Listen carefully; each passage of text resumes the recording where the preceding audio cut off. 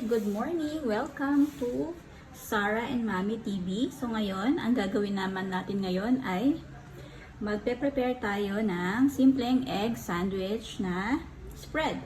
So ang kailangan lang natin dito, so ito po ay 3 pieces ng hard-boiled eggs. And then, ang ating mga pepper. So, tansya-tansya na lang po itong mga to. So, for balancing lang po ng flavor. So, meron tayong ground pepper. Ayan, yung durog. And then, yung washed sugar. So, any sugar po kung ano gusto nyo. And then, yung pinch of salt.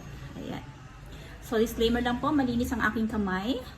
Ayan, nagugas tayo bago mag-prepare. And then, yung cheese. Yung cheese po is 1/4 po nung nabibili nating mga pouch na cheese, diba? Isang box yun. So, 1/4 po. So, grenade ko lang siya. And then, yung ating sibuyas. So, yung maliit lang siya. Maliit lang. Isang head lang po ng sibuyas. So, kung gusto nyo yung puti, pwede rin po kung ano po yung preference niyo. And then, nag-toast lang po ako ng bread. Ayan. Pan toast po ito. Pero kung meron kayong toasted bread, toaster, bread toaster, pwede rin po yun. So, preference yun na kung ilang minutes nyo gustong i-toast yung inyong bread. And then, of course, meron tayong mayo. So, kayo na pong bahala kung ano gusto nyong brand ng mayo. So, ang first step, kahit pagsamasamahin lang po natin siya. So, ito, yung ating hard-boiled egg. Lagay lang po natin yan ng ito po, yung mga dry ingredients muna natin. Lagay natin siya, yung cheese.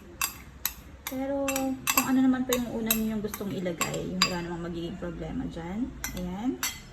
And then, itong ating sibuyas. Ayan. So, parang gumagawa lang tayo ng salad.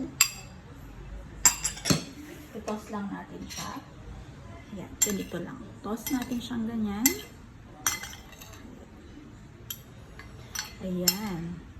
So, kayo mga momshi at mga popshi, so ano ba? Paano ba kayo gumagawa ng inyong style ng egg sandwich or itong sinatawag natin na egg sandwich spread? So, i-comment down below nyo na yan para ma-share natin sa ating mga madlang people. Ayan. So, pag okay na yan,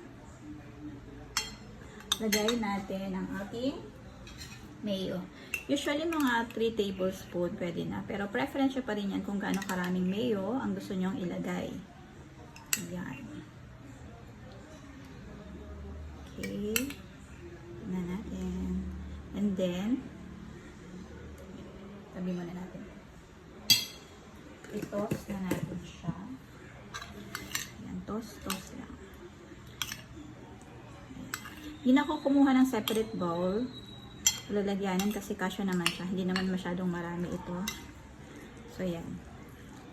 Yung iba naglalagay sila dito ng ng spring onion. So, kung gusto nyo, pwede rin pampadagdag ng flavor at ng presentation. Ayan. Ang sarap nito mga mamsi ko. Ayan. Toast lang natin sa toast.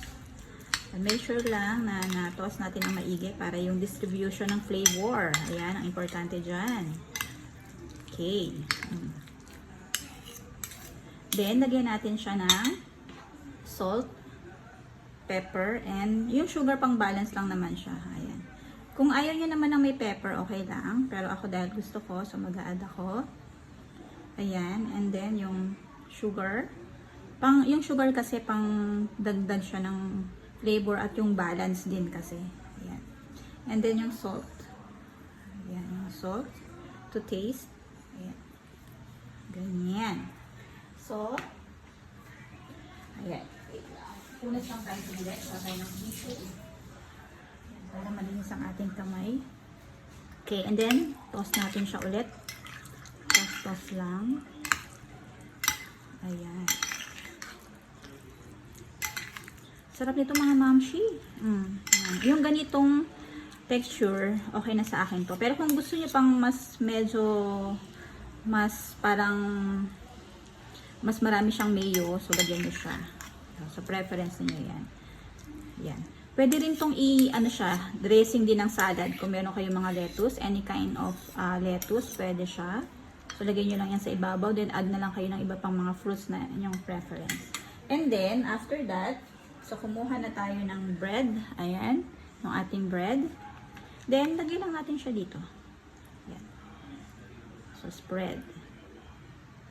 Yan. Oh, sarap. Maging generous. Diba mga mamshi ko? Very nice. Napakasarap po nito. Simple. And very healthy rin naman siya. Yan. So, kain tayo mga mamshi. Salamat sa panonood. Please support our channel naman po. Pa-subscribe po ng ating button. Yan. Subscribe lang po tayo. Thank you so much. Come on, let's eat now. Yummy!